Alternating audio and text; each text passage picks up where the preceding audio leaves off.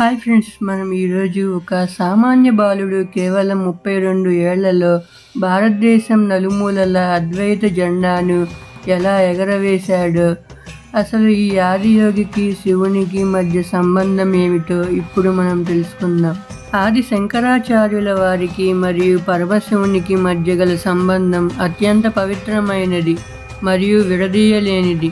హిందూ ధర్మశాస్త్రాల ప్రకారం ఆది శంకరాచార్యులను సాక్షాత్తు పరమశివుని అవతారంగా పరిగణిస్తారు. కలియుగంలో వేద ధర్మాన్ని పునరుద్ధరించడానికి మరియు అద్వైత సిద్ధాంతాన్ని లోకానికి చాటి చెప్పడానికి పరమశివుడు ఆది శంకరాచార్యులుగా అవతరించాడని కూర్మ పురాణం వంటి గ్రంథాలు చెబుతున్నాయి.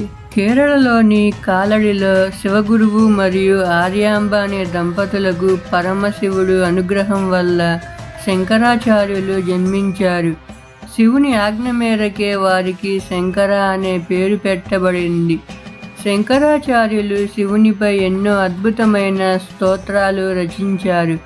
వాటిలో శివానంద లహరి, శివ పంచాక్షరి స్తోత్రం మరియు దక్షిణామూర్తి స్తోత్రం వంటివి చాలా ప్రసిద్ధమైనవి. శంకరాచార్యులు బోధించిన అద్వైత వేదాంతం ప్రకారం జీవాత్మ మరియు పరమాత్మ వేరు కాదు, రెండు ఒకటే. శివోహం అనే మంత్రం ద్వారా ఆత్మ యొక్క అసలు స్వరూపం పరమశివుడే అని ఆయన వివరించారు. వారణాసిలోని ఒక చండాలుని రూపంలో వచ్చిన పరమశివుడు శంకరాచార్యులకు జ్ఞానోదయం కలిగించారని, ఆ సందర్భంలోనే ఆయన మనీషా మంచకం రచించారని పురాణ కథనాలు చెబుతున్నాయి. క్లుప్తంగా చెప్పాలంటే ఆది శంకరాచార్యులు శివుని యొక్క మానవ రూపం మరియు ఆయన బోధనలన్నీ మనిషిలోని దైవత్వాన్ని గుర్తించే మార్గాన్ని చూపుతాయి.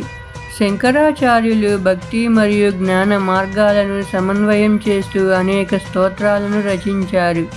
అవేమిటో ఇప్పుడు మనం తెలుసుకుందాం. భజగోవిందం అంటే మానవ జీవితంలోని అశాశ్వతను వివరిస్తూ భగవంతుని నామస్మరణ చేయమని బోధించే అత్యంత ప్రసిద్ధ స్తోత్రం. కనకధార స్తోత్రం అంటే ఒక పేద మహిళ ఇంటి వద్ద బంగారు నెల్లికాయల వర్షం కురిపించడానికి మహాలక్ష్మిని ప్రార్థిస్తూ రచించిన స్తోత్రం. శివానంద లహరి అంటే దేవీ శక్తిని మరియు పరమశివుని వైభవాన్ని కీర్తిస్తూ రచించిన అద్భుతమైన కావ్యం. నిర్వాహన షట్కం అంటే చిదానంద రూపం శివోహం శివోహం అంటూ ఆత్మ యొక్క నిజమైన స్వరూపాన్ని వివరించే 6 శ్లోకాల జ్ఞాననిధి. గణేష్ పంచరత్నం అంటే వినాయకుడిపై భక్తితో రచించిన పంచరత్న స్తోత్రం. ఈ పీఠాలు మరియు స్తోత్రాలు నేటికి హిందూ ధర్మానికి మూల స్తంభాలుగా ఉన్నాయి.